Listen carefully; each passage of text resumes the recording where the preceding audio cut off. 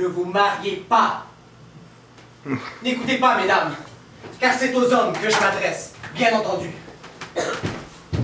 À la plupart des hommes, à ceux de mon espèce, tenez, c'est-à-dire à tous ceux qui adorent les femmes. Les autres peuvent bien se marier autant de fois qu'ils le veulent, comme ils le désirent. Ils ne risquent pas grand-chose, ceux-là. Et ils n'ont pas vos chapitres, d'ailleurs. Car il faut adorer les femmes pour avoir le droit d'en parler. Puisque parler des femmes, c'est en dire du mal. Mais c'est en dire du mal pour la bonne raison que, quand on dit du bien de quelqu'un ou de quelque chose, on en a tout de suite fini. Donc, dire du mal des femmes, c'est vouloir en parler longuement. Bien marquer l'importance qu'elles ont et la place considérable qu'elles tiennent dans notre existence. Oui, je m'adresse à tous ceux qui, comme moi, ne conçoivent pas la vie sans elles et ne peuvent s'en passer plus de 2 heures par jour. Je profite en ce moment du fait que je suis seul pour vous dire ces choses. Confidence de personnage à spectateur, et rien de plus. Mais sitôt que quelqu'un paraîtra, je cesserai brusquement de m'adresser à vous. Oui, je m'adresse à tous ceux qui adorent les femmes, ou plus exactement, qui croient les adorer. Car si nous avions la franchise de nous avouer à nous-mêmes les raisons qui nous déterminent à prendre femme, je crois que nous serions le plus souvent surpris par ce qu'elles ont à la fois d'obscur, de puéril et de paradoxal. Oui, car nous rendons-nous compte en fait que lorsque nous épousons une femme, nous modifions la situation dans laquelle elle se trouvait le jour où nous l'avons rencontrée, le jour où elle ne nous a plu. Oh, ne nous a-t-elle pas plu parce qu'elle se trouvait précisément dans cette situation-là? Je m'explique. Elle était mariée, je suppose. Nous en sommes devenus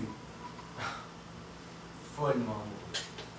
Nous l'avons fait divorcer, nous l'épousons, et nous nous apercevons, trop tard, que c'est parce qu'elle était mariée que nous en étions devenus follement amoureux. Nous nous éprenons d'une femme libre, indépendante. Et c'est normal. C'est adorable. Mais dès l'instant que nous l'avons épousée, comme elle a cessé d'être libre, elle peut, en conséquence, nous plaire beaucoup moins. Oui, regardons les choses en face, voulez-vous, et reconnaissons la fragilité des motifs qui nous ont poussés à choisir celle-ci plutôt que celle-là. Et d'ailleurs, choisi, enfant que nous sommes, ne nous avait-elle pas choisi 1 minute avant que nous la choisissions? Et quand elle nous aura mis sur la paille, ne croyez surtout pas qu'elle le regrettera, ni qu'elle nous regrettera, jamais, car tout lui est dû. Et quel que soit le nombre et la beauté des présents qu'on lui fait, elle pensera toujours qu'elle en aurait eu le double avec un autre homme. Car elles n'ont pas de considération pour celui qui les gâte. Et lorsqu'elles se tuent, c'est généralement pour des hommes à qui elles donnaient de l'argent. Voilà. Voilà, tenez ce qu'on en arrive à dire d'elles lorsqu'elles se sont mal conduites envers nous. Car il est bien évident que je ne m'exprimerai pas de la sorte si ma femme n'avait pas cru devoir passer la nuit dehors. La petite casse. Oui, il y a 3 semaines encore, j'aurais dit. La femme, merveille des merveilles, exquise raison d'être. Il est à noter qu'on met la femme au singulier quand on en dit du bien, et qu'on en parle au pluriel si elle vous a fait quelques méchancetés. Et c'est bien naturel d'ailleurs, car lorsque celle que l'on aime vous donne entière satisfaction, toutes les autres, on les néglige, on les oublie. Oui, il y a 3 semaines encore, j'aurais chanté la femme. Et son charme, et sa grâce, et son intelligence, et sa finesse, et son courage. Et je me serais incliné devant son dévouement sublime quelquefois. Et j'aurais dit bien même de ses défauts. Car aimer des défauts, c'est prendre leur défense. Alors que ce matin, je me refuse à reconnaître ses qualités. Ce qui t'a prouvé qu'elles peuvent nous faire plus de mal qu'elles peuvent nous faire de bien. Dame, songez que leur amour peut nous être simulé de la première à la dernière seconde, car... N'écoutez pas, mesdames. Observez, messieurs. Qu'elles peuvent faire semblant. Nous pas. Et c'est très important. Déjà, leur instinct me paraît supérieur au nôtre en maintes circonstances. Mais dès l'instant que nous les désirons, la lutte entre elles et nous devient inégale, puisque d'un regard, elles nous donnent des vertus que d'un sourire. Elles nous reprennent. Et souvenez-vous qu'elles peuvent, en outre, nous donner des enfants qui ne sont pas nés. Je n'ai pas à insister sur la difficulté que nous aurions à leur rendre l'appareil. Oui, ce matin, vraiment, vous tombez bien mal. À moins que vous n'arriviez très bien. Car, au fond, je me demande si la représentation de nos misères morales n'est pas le plus salutaire exemple que l'on puisse donner. S'il en était ainsi, ma foi, si le triste spectacle de ma vie privée pouvait vous préserver du malheur qui m'arrive, je m'estimerais le plus heureux des hommes. Et si mon expérience personnelle pouvait vous être profitable, oh mes frères, j'irais jusqu'à bénir le destin qui me joue un si mauvais tour. Mais on vient. La comédie va commencer. Et je vous en prie, juge.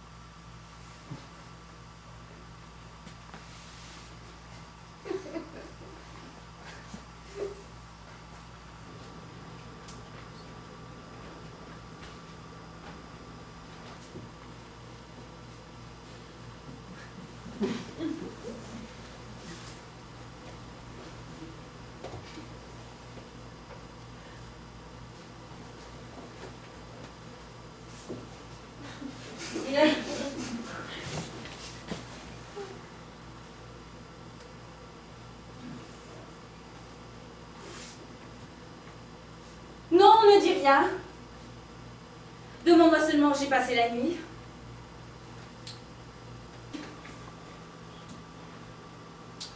Où as-tu passé la nuit?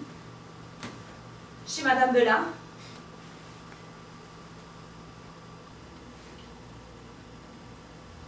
Encore?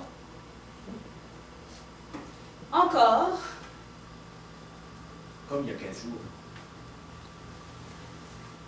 Comme il y a 15 jours. Et pour la même raison. Un coup de canon dans le ventre? Exactement. Cette effroyable douleur, je l'ai ressentie de nouveau hier soir.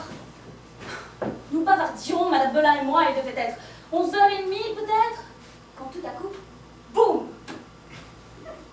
Je t'ai déjà dit il y a 15 jours que l'appendice était à droite.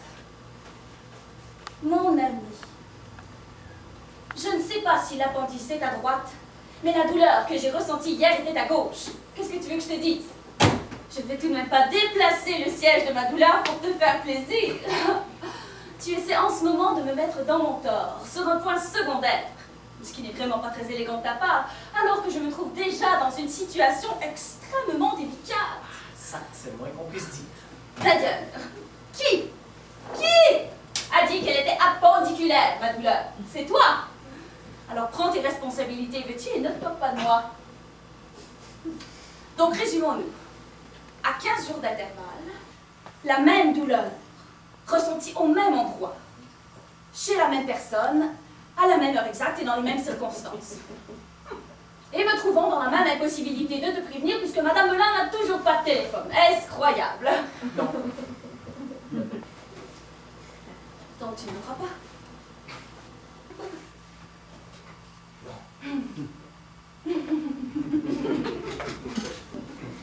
Je voulais te le faire dire, et je l'aurais parié.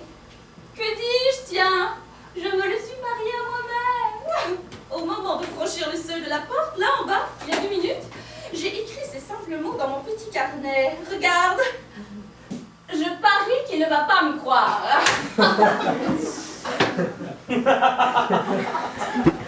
Eh bien, tu as gagné. Je suis heureuse. Et il y a quel jour, tu l'as cru? Oui. Mais 2 fois de suite, c'est trop, n'est-ce pas? Oh ben oui, voyons, je pense. Bien entendu, c'était fatal. Mais d'autre part, c'était tellement tentant. Oui, mais malheureusement, tu as manqué par trop d'imagination. Non, n'essaie pas de comprendre. Et tout à l'heure, tu sauras pourquoi ce qui se passe en ce moment était simplement tordant.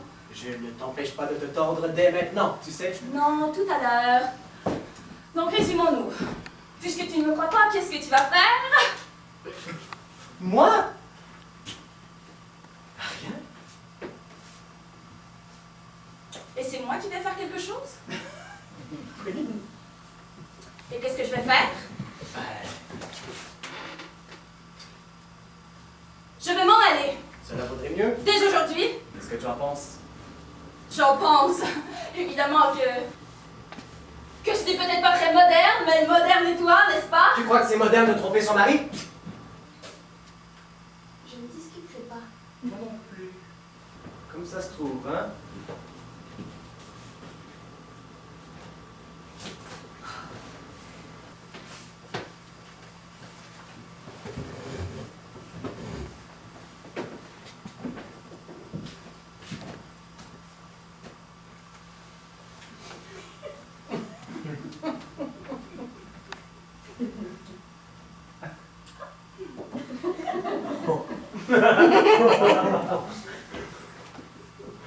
Tu ne veux pas que je couche ici ce soir?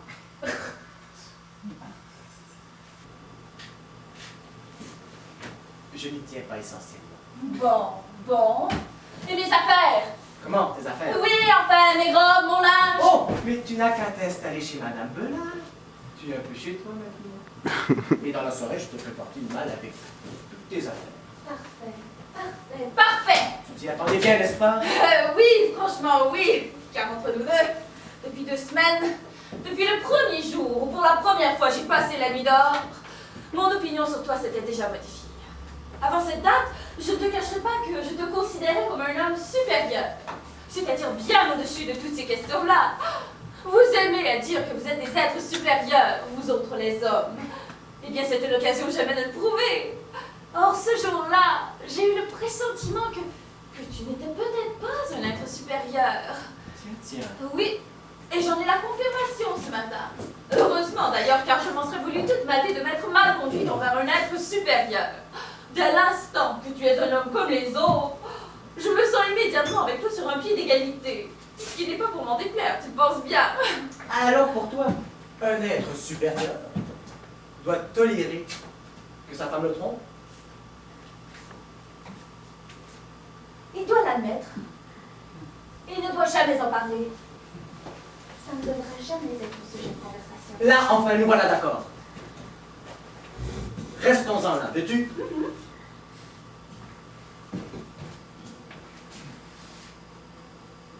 Est-ce que je peux tout de même te poser une question? Oui. D'autant plus que je les préfère à tes réponses. Vas-y. Est-ce que tu as l'intention de divorcer? Oui, voyons. Hans. Ce sera ton second divorce, en somme. Ce sera mon deuxième, en effet. Quelle différence y a-t-il? Deuxième, on laisse prévoir d'autres.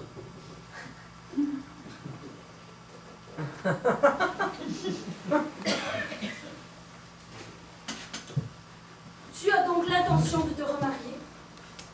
L'intention, non. Mais je suis peut-être incapable. Tu as quelqu'un vu? Ciel. Tu aurais pu, n'est-ce pas? Oui. Eh bien, non. Mais puisque nous en sommes à nous poser des questions, peux-tu me permettre à mon tour de te demander quelque chose? Mais je t'en prie. Toi, tu as un amant, n'est-ce pas? Oui, non. Est-ce oui? Non. C'est oui et non. Ah oui, non. C'est-à-dire que c'est oui pour toi et que pour moi c'est non.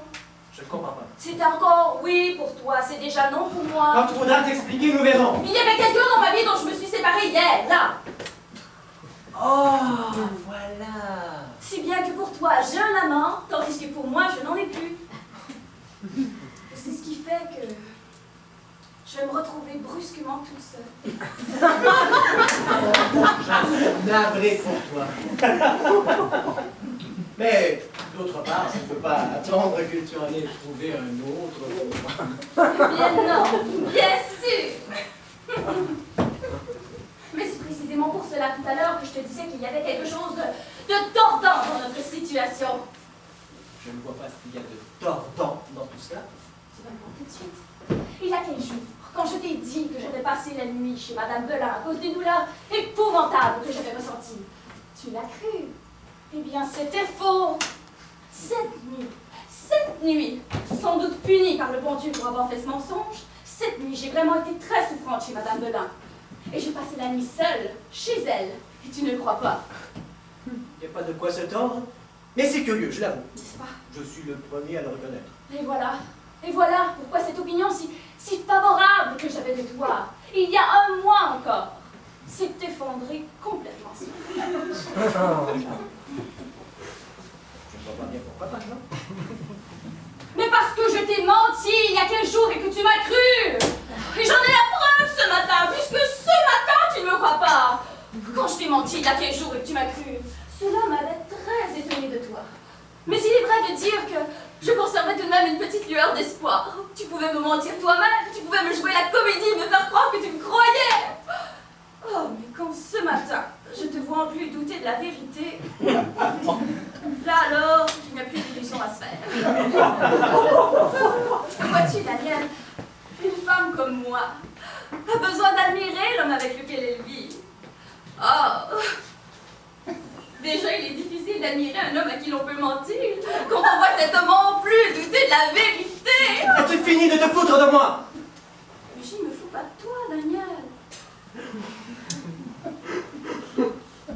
Je t'explique pourquoi je considère que tu es un homme comme les autres, c'est tout. D'ailleurs, il faut l'avouer, ton physique imposant s'accommoderait mal de toute cette légèreté, de cette indulgence même que l'on rencontre d'ordinaire chez les hommes de petite taille, les nains transis, tu comprends? Ils sont de plein pied avec la vie, ils ont le nez poli dessus. Les géants, eux, la regardent d'en haut. Et dès lors, je comprends parfaitement pourquoi tu ne peux pas attendre que j'ai refait ma vie pour te séparer de moi. Il ne me reste donc plus qu'à me retirer. Et je vais préparer mon petit sac tout de suite.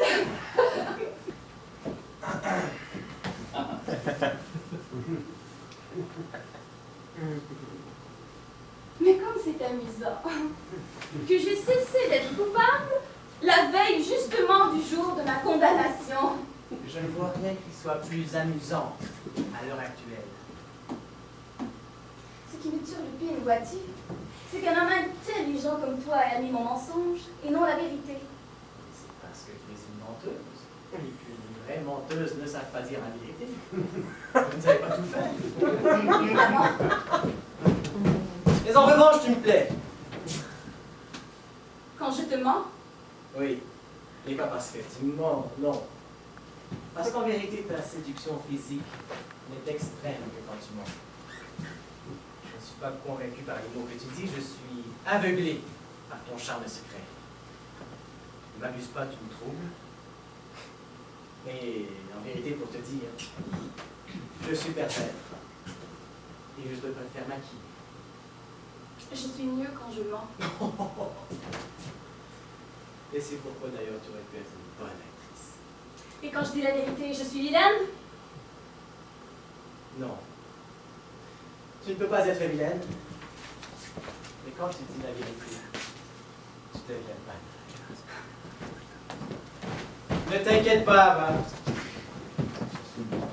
Tu l'as dit si rarement.